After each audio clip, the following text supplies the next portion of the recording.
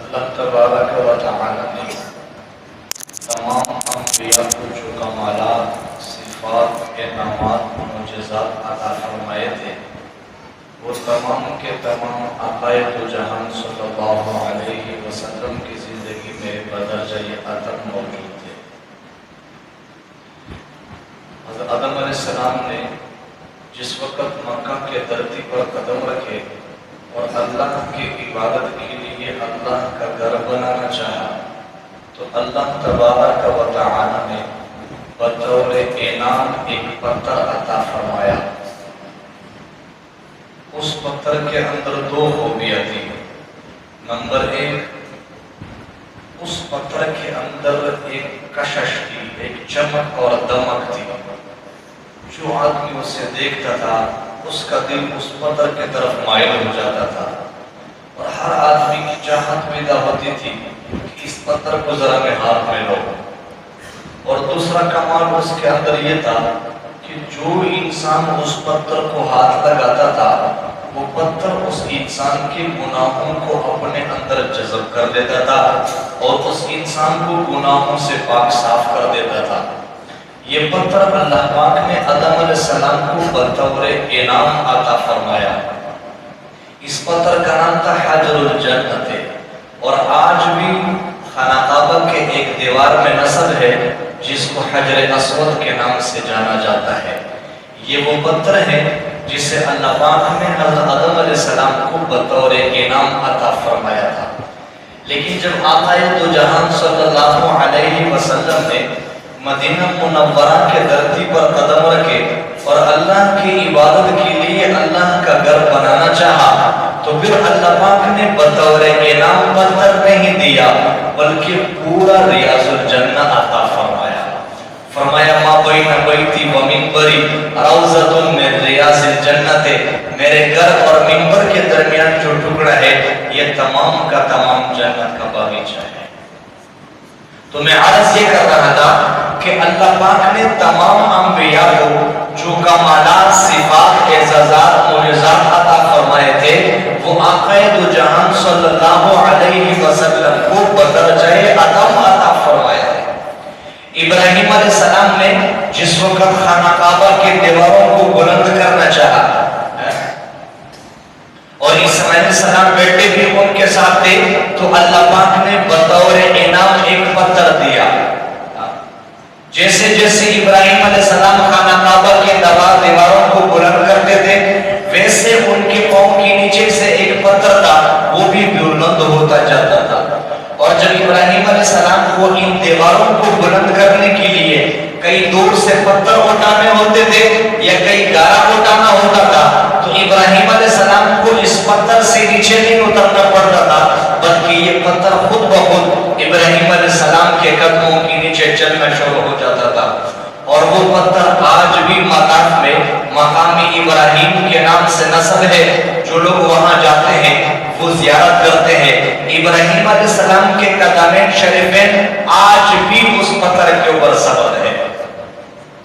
اور جب آقا دو جہان صلی اللہ علیہ وسلم کی باری آئی تو اللہ پاک نے ارشاد فرمایا عسیٰ ان یبعثک ربک مقاما محمودا، محبوب جب میں انبیاء کے مابین تقسیم کروں گا تو آپ کو مقام ابراہیم نہیں بلکہ مقام محمود عطا کروں گا۔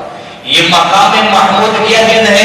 کل قیامت کا دن ہوگا جب ہر آدمی اپنے کیے ہوئے میں ڈوبا ہوگا اور نفسی نفسی کی ایک پکار ہوگی۔ اس وقت اللہ پاک آقا دو جہان صلی اللہ علیہ وسلم کو بلائیں گے اور ایک سٹیج سجائے رہیں گے اور ان پر آقا دو جہان جمع افروز ہو کر کے اور پھر نبی علیہ السلام کو شفاعت کبریٰ کا اعزاز دیا جائے گا۔ جس کے بارے میں چاہے انگلی کا اشارہ کرے اللہ پاک جنت عطا فرمائیں گے۔ یہی مقام محمود ہے۔ امام شافعی صاحب رحمہ اللہ مسجد نبی میں بیٹھے ہوئے تھے، درس دے رہے تھے اور پھر فرمانے لگے اللہ نے ہمیں ایک ایسا پیغمبر دیا ہے ایسے کمالات سے بھرا ہوا، تمام انبیاء کے کمالات، صفات، معجزات، اعزازات، انعامات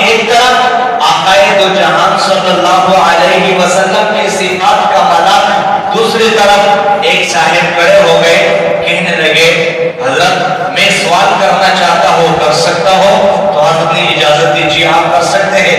تو وہ کہنے لگے کہ اللہ پاک نے حضرت داؤد علیہ السلام کو ایک معجزہ عطا فرمایا تھا۔ وہ معجزہ یہ تھا کہ اللہ پاک نے ان کے ہاتھ میں لوہے کو نرم کر دیا تھا۔ کیا آقا دو جہان صلی اللہ علیہ وسلم کی زندگی میں اس قسم کی کوئی صفت، کوئی کمال، کوئی معجزہ ملتا ہے؟ امام شافعی صاحب رحمہ اللہ فرمانے لگے ارے ہاتھوں میں لوہے کا موم ہو جانا، نرم ہو جانا، یہ چھوٹا معجزہ ہے۔ اس سے بڑا کمال، اس سے بڑا معجزہ میں آپ کو بتانے جا رہا ہوں۔ فرمانے لگے کہ خندق کی لڑائی میں 1100 صحابہ جس وقت خندق کی لڑائی میں مدینہ منورہ کے ارد گرد خندق کھود رہے تھے، کھودتے ایک ایسے مکان پر پہنچے کہ وہاں پر ایک چٹان تھا اور اسے توڑنا صحابہ کے لیے دشوار ہو گیا تھا۔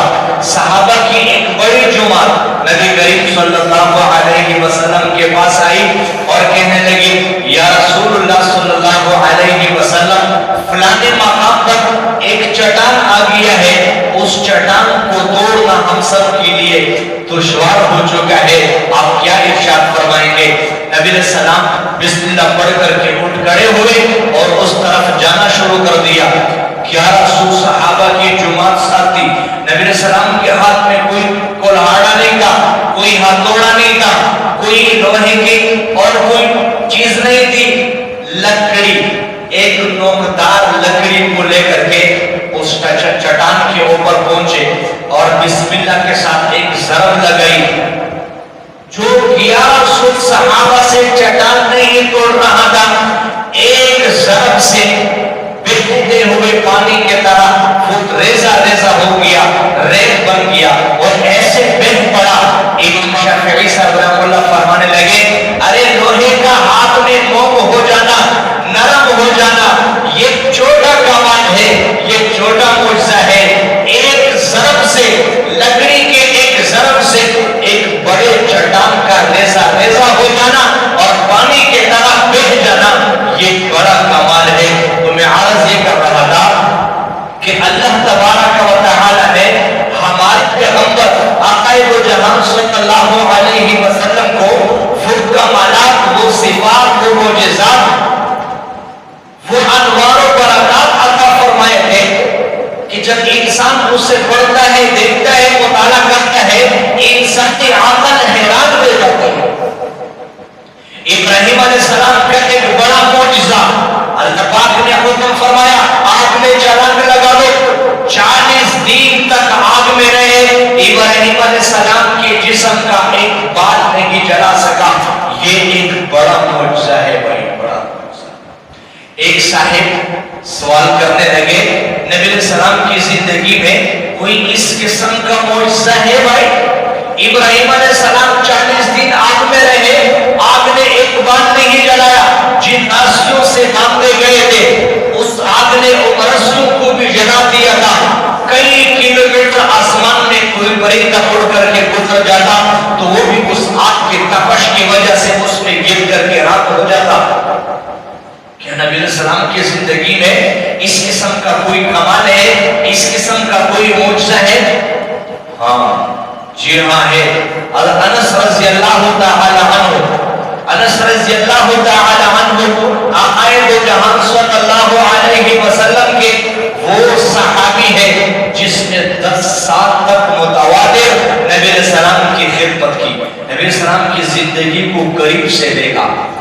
انس رضی اللہ تعالی عنہ کے پاس کچھ مہمان آئے اور ان مہمانوں نے وہاں کھانا تناول فرمایا۔ جس وقت وہ کھانے سے فارغ ہو چکے تھے تو انس رضی اللہ تعالی عنہ نے اپنے خادم سے تولیہ منگوایا اور مہمانوں کے سامنے پیش کیا۔ جس وقت وہ خادم تولیہ لے آئے تو تولیہ میلا اور کوچے لگا۔ انس رضی اللہ تعالی عنہ اپنے خادم سے کہنے لگے ارے یہ تولیہ صاف کر کے لے آئیے۔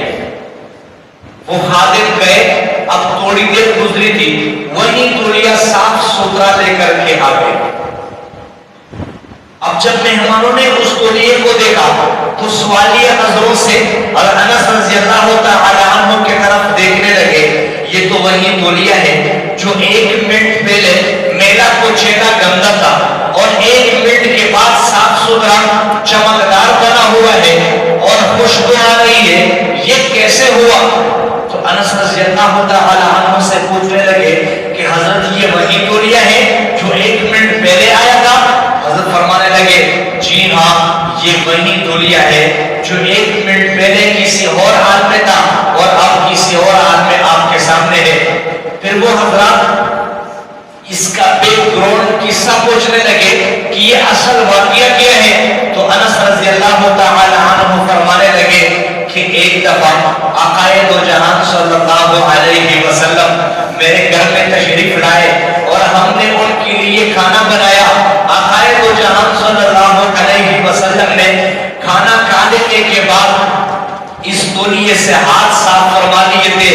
جب سے آقائے دو جہان صلی اللہ علیہ وسلم کے ہاتھ اس تولیے کو لگے ہیں اس وقت سے اس تولیے کو آگ نے جلانا چھوڑ دیا ہے. یہ میلا کوچیلا ہو جاتا ہے, ہم جلدی تندور میں اس کو ڈال دیتے ہیں, آگ میل کچیل کھا جاتی ہے اور صاف ستھرا تولیہ ہم باہر نکال دیتے ہیں. جب سے آقائے دو جہان کے ہاتھ مبارک لگے ہیں اس وقت سے آگ نے اس تولیے کو جلانا چھوڑ دیا ہے. کہاں ابراہیم علیہ السلام 40 دن تک آگ میں رہے, آگ نے ایک بار نہیں جلایا. ابراہیم علیہ السلام بتاتے خود اللہ کے پیغمبر نبی ہے, یہاں پر ایک تولیہ آگ نہیں جلا رہے. کیوں؟ آقائے دو جہان صلی اللہ علیہ وسلم کے ہاتھ مبارک لگے ہیں. میرے دوستو ہم ذرا اپنے گریبانوں میں جان جائے, آج بھی اگر ہم آقائے دو جہان صلی اللہ علیہ وسلم کے ہاتھ میں ہاتھ دے کر کے ان کے طریقے کو اگر اپنا لیتے ہیں, ان کے راستے پر چلنا شروع کر دیتے ہیں, جہاں پر ایک تولیے کو ہاتھ لگ کر کے آگ نے جلانا چھوڑ دیا تھا وہاں پر ہم آقائے دو جہان کے طریقے کو اختیار کر کے اگر ہم چلنا شروع کریں گے تو کل قیامت کا دن ہوگا, اللہ پاک کی جہنم کی آگ ہمیں جلا نہیں سکیں گے.